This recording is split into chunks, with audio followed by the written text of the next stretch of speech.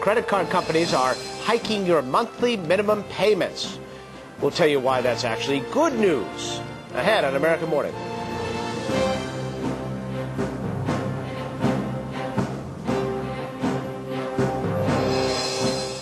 Coming up on the program, you may be in for a surprise when you receive your next credit card bill. Minimum payments are going up. What it means for your budget. Stay with us for more American Morning.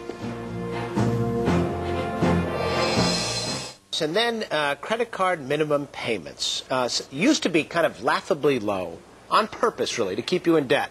Credit card companies like that when you stay in debt. Make more money. Well, now they're actually going up. And you might at first say, wait a minute, I don't want to spend more. But it's actually a good thing because it might force you to get out from under the weight of all that credit card debt. So we'll talk about that in just a bit. Kelly Wallace here with the latest on what's going on in Israel. Miles?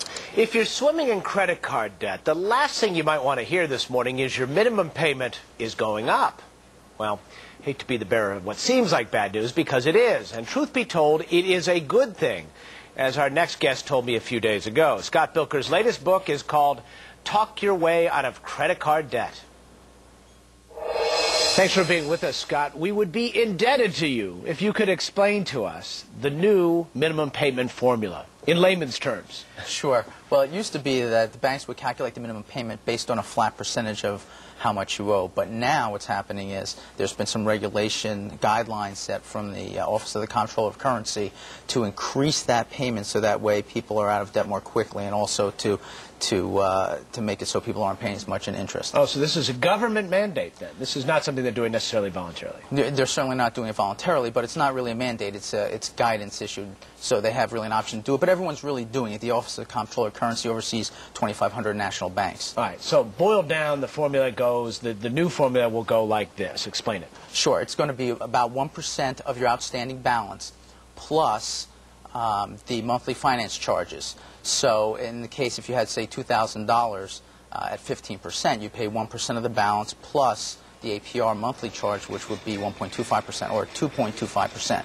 So it's not going to be as expensive as a lot of people may think. There's been some information out there saying that minimum payments are going to double, go to 4%, 5%. That isn't necessarily the case. All right, so let's run through an example then and explain why this actually, could be kind of advantageous to people because it could force them to pay back their debt a little quicker. Let's run through it. Sure.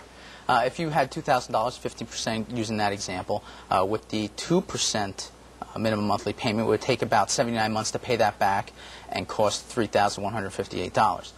Now, with the new minimum payment, which in this particular case is 2.25%, it would take 66 payments to pay back and cost $29.38. So you'd save about $220. Okay, so people really, if they're looking at the big picture here, shouldn't complain too much about it. It's not that much of a difference, but in the final analysis, it's going to actually save you quite a bit of money. It will save you money, and what it's going to do is stop banks from having negative amortization occur on your account where you just keep going into debt faster and faster. I'm sure you've heard a lot of people where they have a $500 credit limit, but yet now they owe $3,000 on their credit card. And that happens because if they have a late fee, it's added into the balance, and then the minimum payment is a calculation the old way, a percentage of that balance. Now it's going to be that 1% plus finance charges plus fees. So your late fee and the over-limit fees are going to be included in that. So this way when you make that minimum payment, you'll be back where you started and able to pay that debt down. All right. This, truth be told, is a big profit center for the financial institutions. In a sense, they're cutting into their profits by doing this, aren't they? Yes, they are. I mean, they really don't want to do it. They want to keep you into debt as long as possible.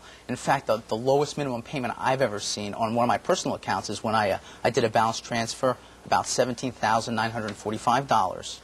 And the minimum payment on that, $15. Wow, that's something. They want you in debt forever. Right. Give us just a piece of takeaway advice for folks who feel like they have a little too much credit card debt, and as they figure out those numbers, makes them nervous. Well, I'd say the biggest thing you want to do is you never want to be late, because when you're late, banks are going to raise your rate with what's known as default rates and penalty fees. And I've seen rates go as high as 30%. So you never want to be late. Even if you need to borrow money from one credit card to make sure you pay on time, it's smarter than being late and being charged a whole bunch of interest payments. Scott Bilker is an expert on debt and, more importantly, staying out of it. His latest book is Talk Your Way Out of Credit Card Debt. Thanks for being with us. My pleasure. Thanks for having me on, Miles. Well, Howard Stern's already